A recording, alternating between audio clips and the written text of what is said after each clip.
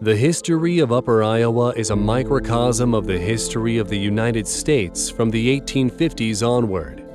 The university's remarkable tenacity of life over the years is directly attributed to what we call the pioneer spirit. The original meaning of the word pioneer was foot soldier, but a special kind of soldier, because the pioneers blazed trails for the rest of the army to follow, often through dangerous territory. For every era in Upper Iowa's history, there were pioneer men and women who explored new paths for the university to follow, ensuring its survival through even the leanest of times for both the college and the nation. One of those survival eras was met early on when much of the male student population enlisted to fight in the Civil War in their very own Company C. Times were uncertain. Sadly, many did not return from the war, and UIU's student population plummeted. Roger Bowen, former administrator and UIU Civil War history author. Grannis made the final entry in his diary, and he says, "I can hardly believe that we are this far on our way home to engage no more in deadly strife with our fellow man, in the recent struggle at least, and I hope forever." Since her inception, Upper Iowa had religious and financial ties to the Methodist Church, and in 1929, that affiliation was absolved. Upper Iowa's financial backing from the church was now gone and created yet another setback to an already struggling budget. In 1941, World War II began and many students went off to fight in another war. While Upper Iowa had experienced this before, it didn't make it any easier. Enrollment dropped to just 65 students, and by 1945, there were 514 service stars in the flag of Upper Iowa University. The 1970s were met with wartime fatigue from the ongoing Vietnam War, which created another round of enrollment ups and downs.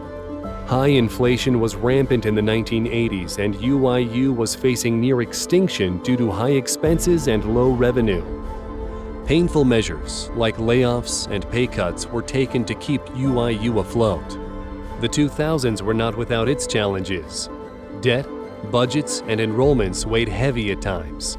As in her past, UIU made tough decisions, like temporary pay cuts, furloughs, and halting of matching retirement benefits to keep the ship sailing. The year 2020 was a year like none before in UIU's history, as the COVID-19 pandemic affected the entire globe. Many universities struggled to find a way to navigate distance learning for their students. And while this challenge was different than others faced in the past, UIU's well-established flexible learning model was in a position to ride the waves of uncertainty that lie ahead.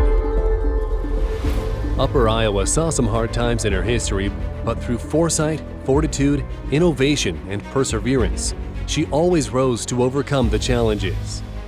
With each hurdle came new ideas and new people to provide solutions that would ensure Upper Iowa's survival through the 21st century and beyond. Throughout its history, the renovation and construction of new buildings was prioritized to provide better infrastructure for academics and athletics. This included campus exterior overhauls that have created a lasting impression on the aesthetics of the Fayette campus and beyond. Within the first 2 decades of UIU's existence, women were graduating, and UIU's first African-American female was on campus. Little did UIU know at the time, it was becoming one of the most diverse and integrated campuses in the state, let alone the country, setting an example for others to follow. Near the late 1800s, the Ladies' Professorship Association was created and responsible in part for increasing the endowment to a size not seen before. Shortly after, a military department was added, which was a continuation of UIU's commitment to serving military service members. As early as 1920, UIU recognized the need to extend courses beyond the Fayette campus, and did so by sending instructors into local communities to teach classes. This foresight would only be a precursor of what was to come later in UIU's history. By the 1970s, Upper Iowa launched the External Degree Program, one of the first of its kind and most successful in the United States. UIU continued to recognize the need to help students achieve their degree from a distance. Many of these new students were military personnel, and UIU was now serving a significant off-campus student population for the first time in its history. Not long after, UIU began offering degree completion programs at a number of locations around the Midwest. These off-campus centers would serve an ever more emerging trend of working adults who needed to earn degrees close to home. This expanded even further to military-based learning centers and international locations, which created more diversified revenue streams. To enhance student learning, UIU moved to 8-week classes so students could focus on just 2 to 3 courses at a time. Just before the new century in 1999, UIU ushered in an online degree program that gave everyone a chance to complete a degree from wherever they lived. Upper Iowa was changing the landscape of learning. The new century also brought a new era for Peacock athletics as UIU officially became a member of the Northern Sun Intercollegiate Athletic Conference, NSIC, which now made them the only NCAA Division II school in the state of Iowa. It was a pivotal moment in history for UIU athletics.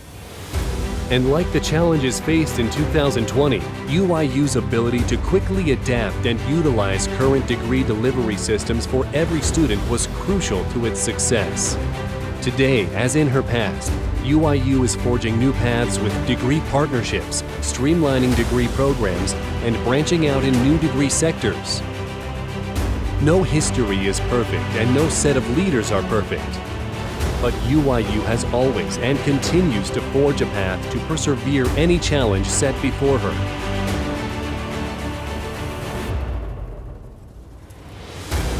In the words of UIU's late Dean Emeritus William C. Mongol, Upper Iowa University has been a shining light to the thousands of youth who have studied within her walls. Her distinguished alumni are legion, and good works have gone to the ends of the earth. Upper Iowa is as much a part of the life and culture of northeastern Iowa as the red and gold maple leaves are of its autumn glory. Its past lies deep buried in its future, and its future must exemplify its past ideals of service to youth, to the nation, and to the world. Upper Iowa moves forward to the next 100 years in the great march of time. Her sons and daughters move with her. The future of this school is as great as your faith, your love, and your loyalty. It is not the end.